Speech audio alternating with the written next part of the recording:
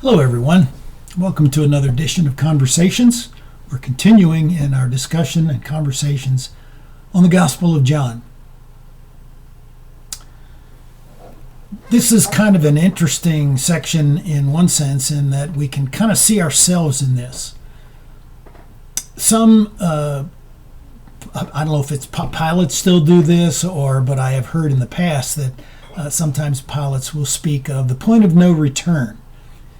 What sounds pretty ominous is just a way of saying we've reached the halfway point and there's no good reason for us to turn back, because it's just as easy to go forward and finish our journey. Unless, of course, there's some real reason why we shouldn't continue. Danger, weather, whatever it might be. So what we have here is, I believe, the apostles reaching a kind of point where they're asked to make a decision. Do I want to go on or do I want to stop? Do I want to go do something else? The story actually begins, or I should say this chapter actually begins, with Jesus performing a pretty remarkable miracle, one of his signs. He feeds 5,000 men out in the wilderness with just some loaves and fishes. It's sufficiently miraculous or significant enough that when the people involved see what he did, they go and they want to make him king by force. But he runs away because that's not what he's all about. It seems that perhaps some have suggested these men were out there to start a rebellion, and they obviously needed a leader and a king, but that's not what Jesus was there for. What happens next is Jesus goes to another part of the country, and the people who had been there and seen the miracle, they follow him.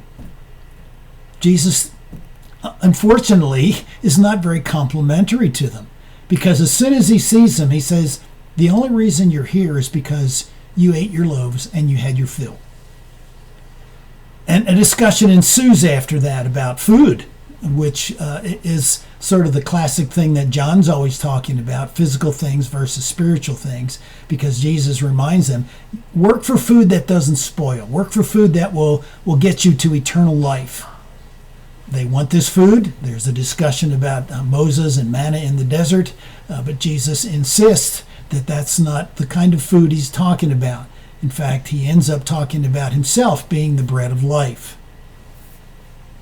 Well, the discussion goes on and on from here for some time here, and Jesus begins this discussion about them eating his body and drinking his blood, which, of course, to anyone would sound pretty horrendous, them wondering how they can even do that. And, of course, the discussion is of such a nature that a number of people decide, I can't take this teaching. I'm gonna just leave. Jesus trying to tell them that he is the food and he is the spiritual reality that they're looking for. They really can't understand that. So many of them leave. And what happens next is sort of the climax of this chapter. Because after these people leave, Jesus turns to the apostles, the 12, and he says, you guys don't want to leave too, do you? Well, that was a point of whether or not they wanted to return. Not necessarily a point of no return, but a point of, do you want to go back to your old stuff? Do you want to go back and do all the things you were doing before? You're welcome to do that. Peter, fortunately, speaks up and perhaps speaks for the whole group. Lord, where shall we go? You're the one that has the words of life. And so in the midst of maybe these misunderstood statements of Jesus, Peter can still see one thing. We need to keep going with this. We're not going to turn around and go back the other way.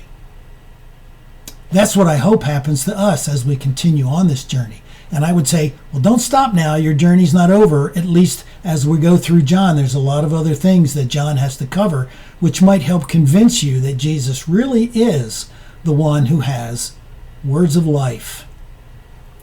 We've already been talking about living water.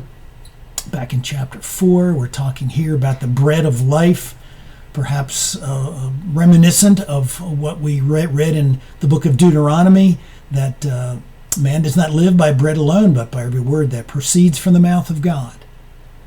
So let's stay strong here. Let's kind of get beyond our misunderstandings, but just keep going in our conversations, and let's talk about this. Whatever your doubts might be, hopefully in the next few chapters, we'll do our best to resolve them. have a good conversation here. We'll look forward to seeing you next time.